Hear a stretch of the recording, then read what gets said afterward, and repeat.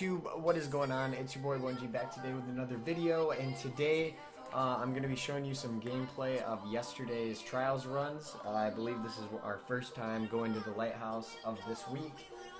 We went a total of 10 times yesterday.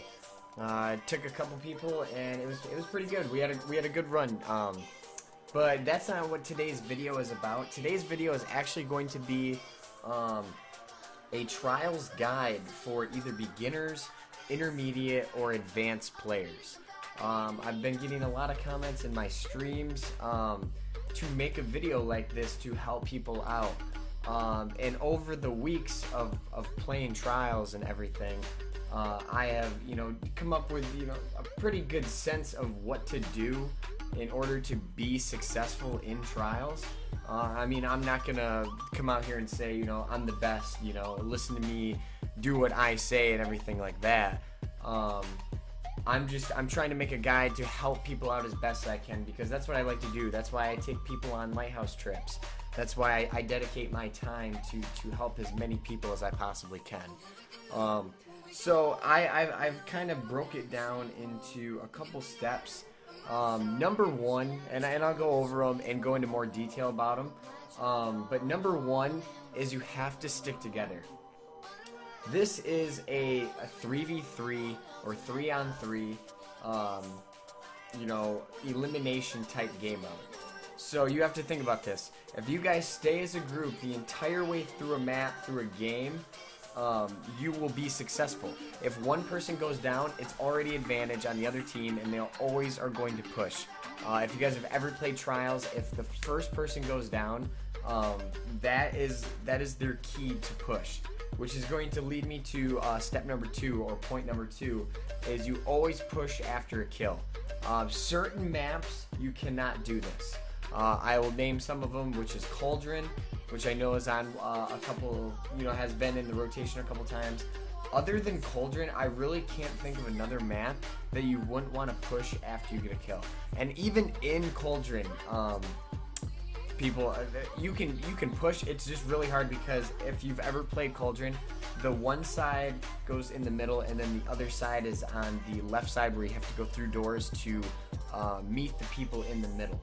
And that can be very deadly, because they can just chuck nades at you and wait for you. But going back to that point, once you get a kill, there's only, I believe it's a 4-second before you can revive the person. 3 to 4 seconds on the first revive, and then the timer goes up. And if they have a crest, or light beyond nemesis, or anything like that, it makes it even quicker. So once you get that first blood, that first kill, you have to push that body, and it has to be a team effort. If obviously I'm not in a scene right here to show you, but if I get a sniper kill here, right there, and I push that body just by myself, 7 times out of 10, I'm not even going to win the next gunfight, because there's going to be 2 people there waiting for me. So it has to be a group effort, which goes back into point number 1. If you're not with your team and you're not doing stuff as a team, you will not be successful in trials. This is not the Crucible, people. You cannot just go out and challenge every gunfight. You can't do your normal things that you would do in Crucible. Just because of level advantages, and people are really good in trials. I know there are some people that aren't, but you're going to meet that anywhere you go when it comes to a competitive aspect of a game. Step number 3, which I kind of hit a little bit. This isn't the Crucible, people. Please don't come out, and if you've never sniped before, do what I'm doing here and try and snipe a lane. You will get sniped. You will die. You will be down a player every single time. Work with your advantages. Work to what you're good at. If you're not good at sniping, don't snipe. If you're not good at shotgunning, which, Jesus fucking Christ, I'm fucking terrible at shotgunning, so I don't even touch a shotgun. Even in these horrible maps, I don't touch a shotgun. That's why I have my teammate Brandon use a shotgun, and then I work off him and he works off me with my sniper. So work to your advantages, guys. Please don't challenge. Like right here, for example, in a Crucible game, if this was like, Mexican standoff right here, I know some people that would run down there and just try and shoot a rocket. Like, I'm trying to actually bait this guy out and get him to waste his rockets so I can then shoot him. But in a lot of Crucible game matches, I have seen where people will run out there and immediately get tanked by a rocket launcher. You can't do that. Then your orb's in a horrible spot, and your team has no chance of reviving you, and now you're a down player, hitting on those other 3 points that I just hit on, essentially. Which brings me to step number 4, or point number 4, bullet point, whatever you guys want to call it. Please don't get mad. Don't get frustrated. And you'll see me in my streams, I'll get mad or frustrated sometimes. Like, everyone does it. I'm just telling you as a tip, try not to do it as best as possible. It just brings the team down and puts you in a pissy mood. For example, you know, today's Saturday. I didn't even want to play Trials just because I was in a shitty mood. And every time, you know, one of my teammates did something wrong, I got pissed and got off after our first loss. Like, that brings the entire team down. So I try not to do that. But I know that we're good enough to where if somebody fucks up, you know, I can be like, God damn it, you know, something like that. And it won't be so much of I guess a confidence loser, I guess.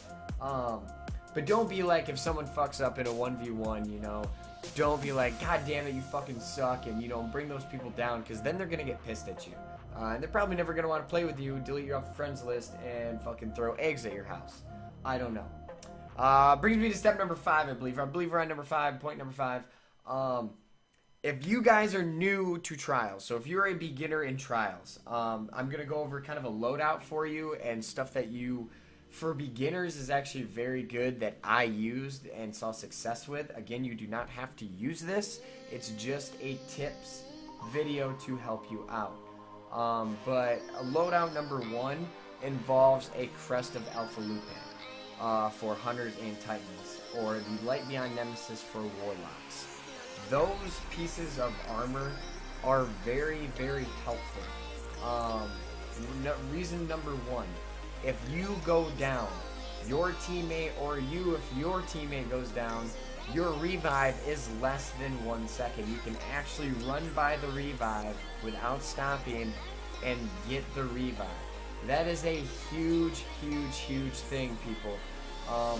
Because if you're new to Trials, I'm not going to lie, you're going to probably fucking die a lot. So the fact that your teammates can revive you faster is a huge confidence booster. Huge, huge, huge, huge. Especially, those are good armor pieces just in general too, because they have for heavy ammo, and I believe it's for special as well. And the Light Beyond Nemesis makes more orbs for your team as well. But that is a huge thing. Number 2 for a loadout, I'm gonna go with gun-wise, is going to be an exotic hand cannon. Yes, I know, call me a douchebag, call me a faggot, call me whatever you'd like, but if you do not use an exotic hand cannon in Trials, you will probably not win very much. That's not to say there are outliers where you can use any gun and people do challenges and people use the fucking No Land Beyond. By all means, go for it, use it.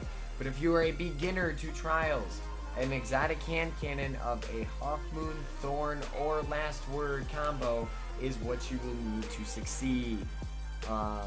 You can use, again, the outliers. I'll name them that are actually useful in Trials. Red Death, the Messenger, or you could even use the Hopscotch Podra. Some people use the Might of Multi-Tool, and I've seen other people use, you know, Legendary Scout Rifles. Again,